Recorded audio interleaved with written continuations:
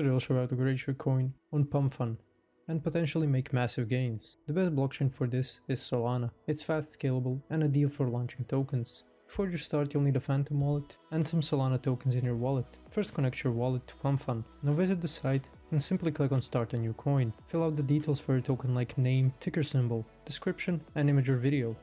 Hit create and boom, you've got your token. To make your token attractive and trustworthy, add a Twitter link and set up a Telegram group.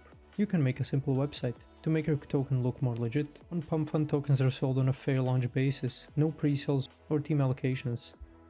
As the token reaches a market cap, 12% of the liquidity is deposited into Radium and burned, ensuring stability. Use the dashboard to track holders' progress and market cap. Encourage users to buy and sell on the bonding curve to grow your project.